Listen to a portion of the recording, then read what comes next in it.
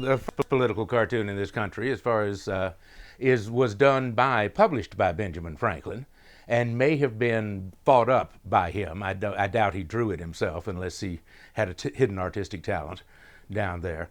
But it was basically, it wasn't particularly political. It was a farmer with his ox and plow stuck in a field, and the gods are looking down, just watching this particular scene. And the caption is some Latin tag that translates roughly as "God helps those who help themselves." And so it was, do your own work and don't expect it to be done for you. That was the first cartoon that Benjamin Franklin ran in his, I think, Pennsylvania Gazette. And the second cartoon was during the French and Indian War, and is a famous cartoon. It involved a snake. The snake cut into parts and join or die, which is still used in flags, and the snake being joined together. North Carolina was the second to last segment of the snake's tail. So North Carolina is kind of the snake's butt down there. But South Carolina and Georgia, I think, South Carolina is behind it. So technically we're not the tail end of the snake. And that was, cartoons were very rare. I mean, during the first, like up until about 1830 or so, there were only 80 or so cartoons done in the entire country, political type cartoons that were printed in newspapers, simply because they were so hard to come up with engravings and make them and get them on the page. And in the 1840s was when Currier and Ives started lithographing cartoons. You could get them in color. They could be hand colored, they could be black and white, but those were sold as prints. Naturally, most Currier and Ives prints weren't political. Again, they only did maybe fewer than 100 actually political prints, and of all the Currier and Ives prints that got put out, most of them were New England scenes and driving your sleigh through the snow for Christmas, and family scenes, scenes from literature. They basically did everything. It was America's source of illustration in the 19th century, were the lithography companies. Cartoons began appearing in magazines, in weekly publications, usually printed sort of on newsprint paper or something only slightly better, in the 1850s. And that was just before the Civil War. A man named Henry Carter came over from England and changed his name to Frank Leslie, presumably because it sounded, I don't know, more publishery, but he started Frank Leslie's illustrated newspaper in New York in the 1850s. And that gave the Harper brothers the idea to start their own publication, Harper's Weekly, which became the first famous American magazine for its political cartoons, thanks to running Thomas Nast. He started out as an illustrator of Civil War scenes, then began drawing patriotic kind of tableaus for holiday issues, support the troops while they're away during the war and the family is home kind of things. It was really the first illustrated war, or illustrated in real time, with photographs being presented. And Harper's Weekly also ran photographs, some, but it was mostly the engravings, because in those days photographs tended to be headshots of people, and an engraving could be clearer, so you might as well do that. But they had engravings. They had Nast. Nast made Harper's famous. Harper's made Nast famous. And Nast's career really began with the Civil War, extended through Reconstruction. As far as the great period of his career was about 1863 to about 1877 or so. A few years later, Nast left. He never really had the platform he had. He tried starting his own magazine. Cartoonists are not usually good magazine publishers. It turned out that Nast's chief rival was a good magazine publisher. That was Joseph Kepler, another German immigrant who came over here about the 1850s or 60s and became a cartoonist. Kepler's approach was entirely different from Nast.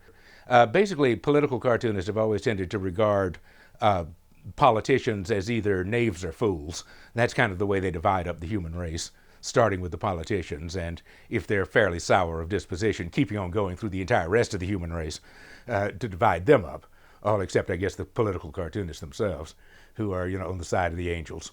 But Nast's chief rival was Kepler. Nast was the kind of hard-hitting, oh my God, those guys on the other side are evil. They know they're wrong. We know we're right. They know we're right. What are they doing going around trying to stop us? Kepler was more of the shrug your shoulders and roll your eyes and say, oh my God, there they go again, It is the human comedy playing itself out in the political arena. And Kepler approached it more as a comedy. It was spectacle. He drew them as his characters as circus characters. He drew them as sideshow barkers. He drew them as acrobats performing in the rings. I mean, crowds of people milling around doing various silly things with props and other items. Nast was more of a, here's the central image. Here is Liberty being crushed by the Tammany tiger. That's all you need to know. There might be details in the background, but your central image was the power. Kepler did cartoons you almost had to read like a short story. You had to look and see what people were doing in relation to other people and who meant what, where. And it was a new style. It was also in color. By the time Kepler came along in the 1860s, they'd figured out how to print color in a weekly publication, running off lithographs. And so Kepler's cartoons were in color. They were lighter in tone, which fit the mood of the 1880s and 1890s much more than the 1870s and 60s, which was the post-Civil War period when things were fairly grim and serious. Politics in the 1880s became, it was probably just as serious for the people doing it, but it became much more of a spectacle of managing the Gilded Age, and very few of the really major important issues were being fought about in the political arena, but they weren't being decided in the political arena. And it was much easier to see it as just the kind of confused circus comedy that people see it now. And after that, the weekly papers just began their gradual decline. The dailies had immediacy that the weeklies couldn't have. They didn't have color, couldn't run color cartoons in the daily papers yet. But the fact that you could run a series of cartoons every day of the week, one after the other, and frequently on the front page, made that a much more impact-filled medium for people to use than the weeklies. So cartoons basically went from occasional use in publications to prints that you could frame and hang on the wall, to full pages in magazines, full color or black and white, that you could still take out and hang on the wall, to pieces on the front pages of newspapers, to within newspapers on the editorial page. As we got down to the modern day, the cartoons got smaller and less important in the layout of the paper, but they're still something that people wanted to read.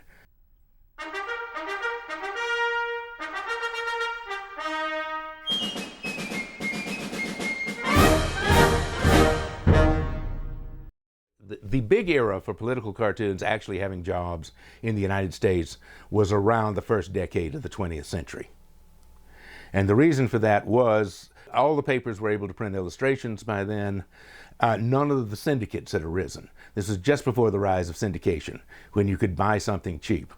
Back in those days, if you wanted your own, whether it was your own gossip column or your own advice to the lovelorn or your own political cartoons or whatever, you actually hired somebody to create it. Then, after William Randolph Hearst set up King Features in the early decades of the century, you could buy that stuff for $10 a week or less, depending on the size of your circulation, and you didn't need to hire people to create it.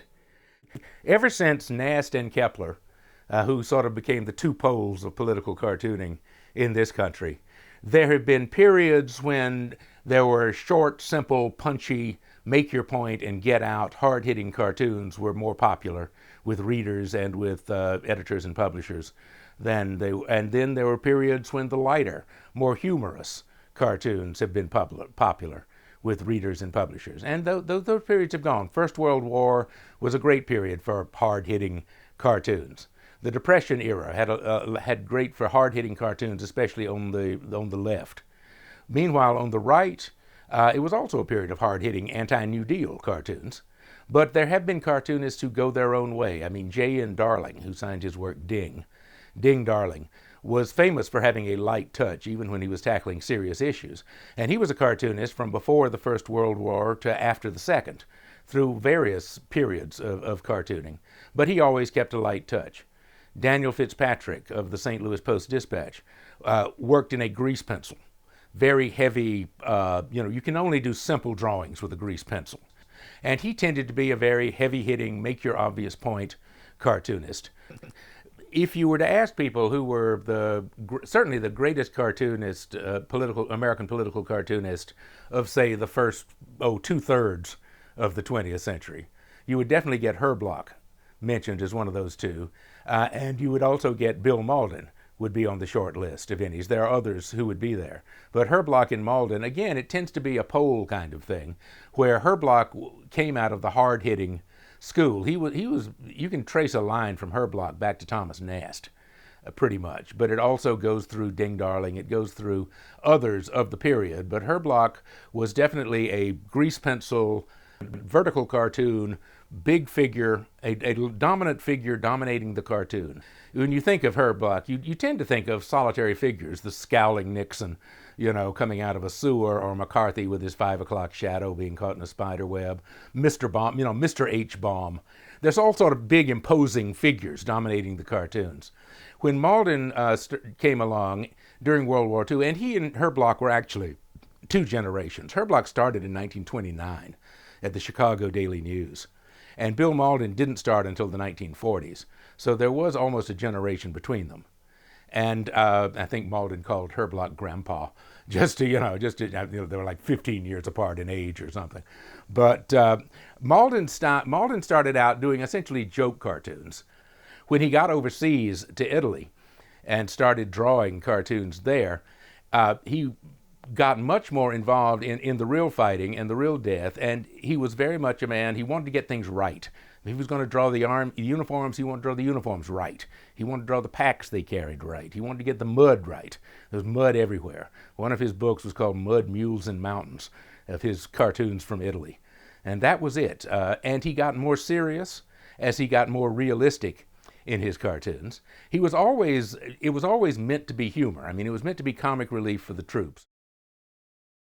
One scholar I know, Richard West, has estimated, or he has found that there were over 1,000, maybe as many as 2,000 people drawing editorial cartoons for newspapers in the United States around 1900, 1910. By the end of the 1950s, it had gotten to under 100. The Association of American Editorial Cartoonists, the trade group for the profession, was founded in 1957. And at that time, they had about 87 charter members. And that was almost all of the full-time, actually employed political cartoonists in the United States. There were a few outliers, but there were no more than 100 in the whole country. Yep, it just, syndication had done its work. And also, editorial cartooning itself was going through a fairly fallow period creatively. There were some really good cartoonists working at the time, but the general run-of-the-mill was fairly run-of-the-mill. For one thing, a few cartoonists, John Fischetti was one in Chicago, although I think he was at Newsday at the time. And there was Jim Ivey, who was down in Palm Beach in Florida. And Fischetti and Ivey started working in a horizontal format, which was more cinematic. I mean, it was a movie screen type look instead of that presentational thing. What really made the horizontal format take off was in 1964, when an Australian cartoonist named Pat Oliphant came over from the Adelaide Advertiser, owned by Rupert Murdoch in Adelaide, Australia, to the United States. He had wanted to break into the worldwide market. He thought about London, he thought about the U.S., but in 1959 he had toured the United States, had seen that in some ways it was an editorial cartooning wasteland. It was, the classic case of somebody coming in, the new guy coming in from abroad and looking around and saying, well, I'm not particularly impressed, but I can do better than most of this stuff, And so 5 years later, he left Australia for the Denver Post, where it turned out Paul Conrad was retired, had just been hired away by the Los Angeles Times. So Oliphant went to the Denver Post. I mean, he literally drew his last cartoon in Australia on a Friday, drew his first cartoon in the United States on a Monday. Yeah, and took off from there. And just, literally from his first day on the job, he was one of the most interesting cartoonists on U.S. editorial pages. By the fall, he was getting reprinted in the news magazines and generally making a name for himself. At the same time, the baby boom generation, when he was doing this, I was about 15 years old. The whole baby boom generation, there was a bunch of cartoonists slightly older than I am, people 5 or 6 years older than I was, like Tony Auth and Mike Peters and Dwayne Powell, who were coming along as budding young high school cartoonists. These people started graduating from high school around 66, 67. seeing Oliphant, seeing what he was doing in newspapers. And he basically injected an element of fun into the editorial cartoon. The idea that you could actually have laughs in an editorial cartoon. And they were also, this was the era of the Vietnam War. This was the era of Lyndon Johnson, Richard Nixon. You know, if you want to know why people become political cartoonists, those two as presidents back to back is what it is. It was one of those perfect storm situations where the political ferment was getting people, especially young people, because of the draft, interested in politics. These young people who were getting interested had grown up with this sort of offbeat humor that Mad Magazine specialized in. Pat Oliphant had come along to show you could import some of that offbeat humor into the editorial pages of newspapers. So there was just a large interest in my generation, in my coming along then, the people about my age, in political cartooning. It was suddenly something that a lot of talented people wanted to do. And newspapers were still, licenses to print money. I mean, they were money-making machines in the 70s when this was coming along. So if a local paper didn't have a cartoonist and this talented guy who could do stuff comes along, they were just as likely as not to give him a slot in the paper, start drawing stuff freelance, turn it into a full-time position. By the early 80s, there might have been, from, say, under 100 in 1957, 15, 20 years later, there were maybe 200 jobs. Young people are more interested in politics now than they have been, it seems, since the 80s or so, or at least since, it comes in waves. But we're on a wave of interest. I don't know, it's probably not going to improve political cartooning in newspapers because newspapers have their own problems, one of which is they're not hiring anybody to do anything.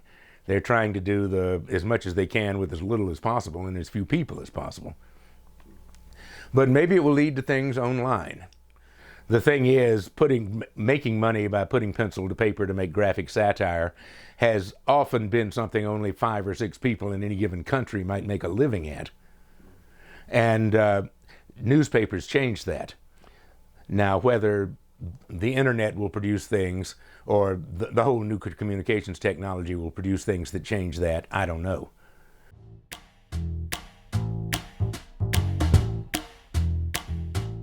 My favorite, the guy I like the best these days is Tom Towles, and that's not an uncommon opinion.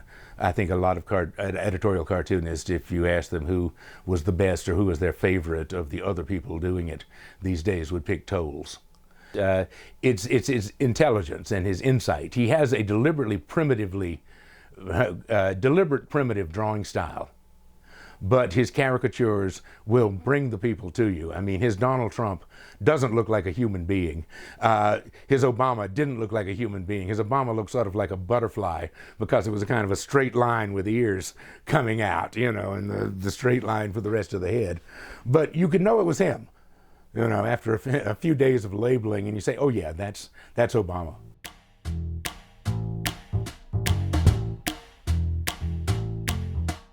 Somebody once described it as a job you waste a good education on.